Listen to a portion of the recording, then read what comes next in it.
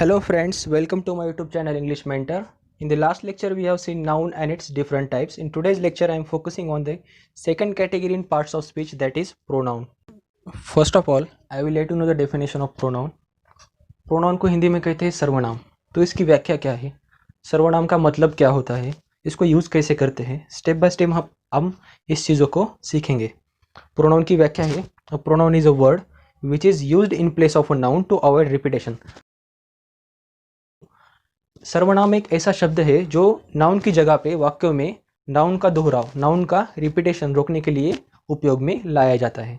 जैसे कि he, she, it, this, that, these, those, ये सभी जो वर्ड्स है, ये सभी जो शब्द है, इन्हीं को हम कहते हैं प्रोनाउन या सर्वनाम.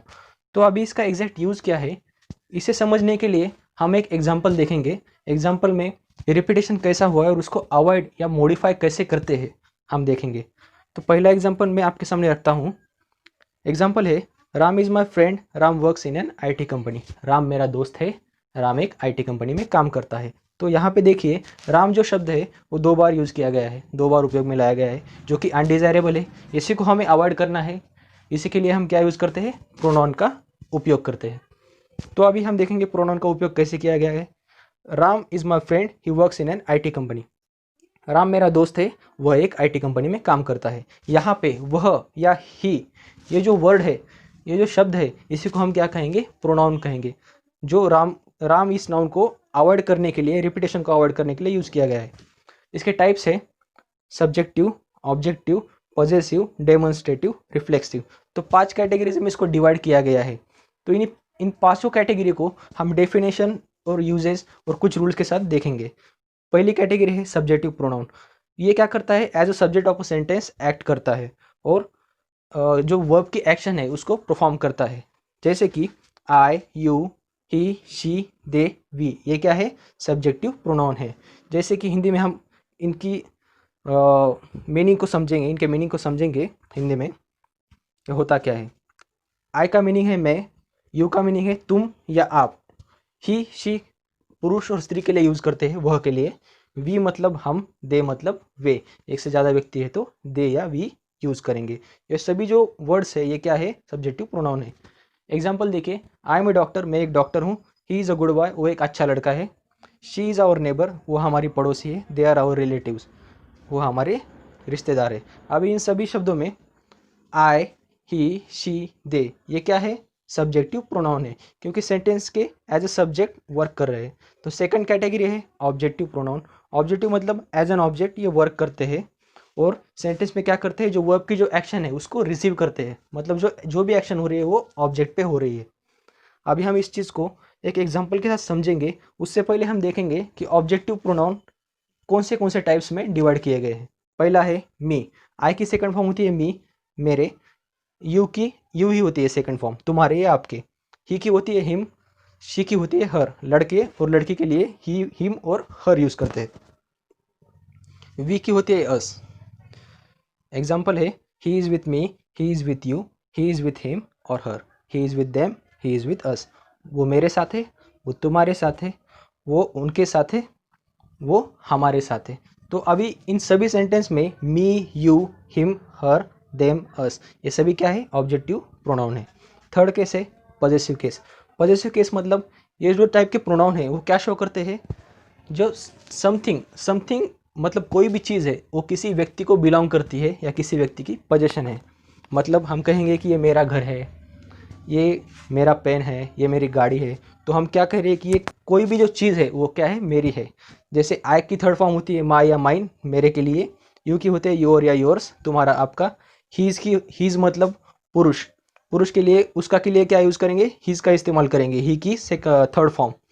और शी की होती है हर या हर्स, उसका स्त्री के लिए. एग्जाम्पल देखिए, this is my book, this is her book, this is your book, this is our book, this is their book. मतलब ये मेरी किताब है, ये उसकी किताब है, ये आपकी किताब है, ये हमारी किताब है, ये उनकी किताब है. मतलब किताब, ये जो चीज़ है ये किसी ना किसी को बिलोंग करती है, किसी ना किसी की पोजेशन है. मतलब ये पोजेशन शो करने का जो एक्शन यहाँ पे परफॉर्म किया गया है, इसी के लिए हम क्या यूज़ करते हैं, पॉजेसिव प्रोनाउन, जो कि क्या है, my, her, your, our, their, इस एग्जाम्पल में. तो नेक्स्ट कैटेगरी है रिफ्लेक्सिव प्रोनाउन। रिफ्लेक्सिव प्रोनाउन से पहले हम देखेंगे डेमोन्स्ट्रेटिव प्रोनाउन। डेमोन्स्ट्रेटिव प्रोनाउन होता क्या है? तो डेमोन्स्ट्रेट का मतलब होता है इंडिकेट करना, किसी भी चीज़ की ओर इशारा करना। तो डेमोन्स्ट्रेटिव प्रोनाउन यूज़ कैसे करते हैं? सबसे पहले हम इसकी डेफिनेशन को देखेंगे कि डेमोन्स्ट्रेटिव प्रोनाउन होता क्या है। These pronouns are used to indicate the things or person near and away from someone। मतलब जो भी चीज़ें हैं, जो भी व्यक्ति है, आपके पास है या आपके दूर है, एक है या अनेक है, इन चीज़ों को जो दर्शाने का काम करते हैं वो कौन कौन करते हैं? डेमोन्स्ट्रेटिव प्रोनाउन करते हैं। तो इनकी कैटेगरीज क्या है, टाइप्स क्या है, देखेंगे। दिस, इट, यह, जो नज़दीक की चीज़ें हैं इनके लिए हम यूज़ करेंगे दिस या इट। दैट, दूर की चीज़ों के लिए वह। दीज, एक से ज़्यादा है तो ए के लिए दीज यूज़ करेंगे, एक से ज़्यादा है तो वे के लिए दोज यूज़ करेंगे। तो दीज और दोज प्लूरल के यूज़ करेंगे, दिस और दैट सिंगुलर के लिए यूज़ करेंगे। ये ध्यान में रखिए सबसे पहले। अब इसकी हम एग्जांपल देखते हैं कि डेमोन्स्ट्रेटिव प्रोनाउन का यूज़ कैसे किया जाता है।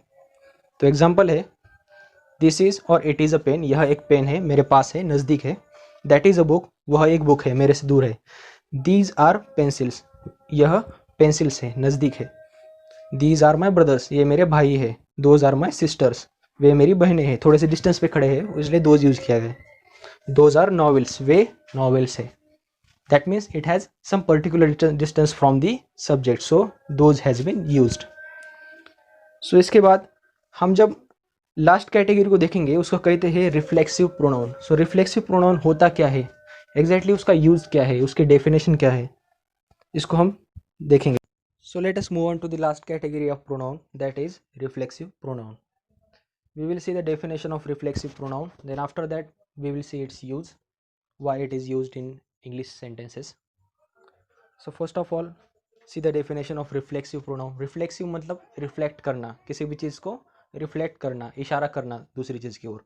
Reflexive pronouns refer back to the subject of a sentence. It is used when the object of a sentence is same as the subject। मतलब रिफ्लेक्सिव प्रोनाउन काम क्या करते हैं?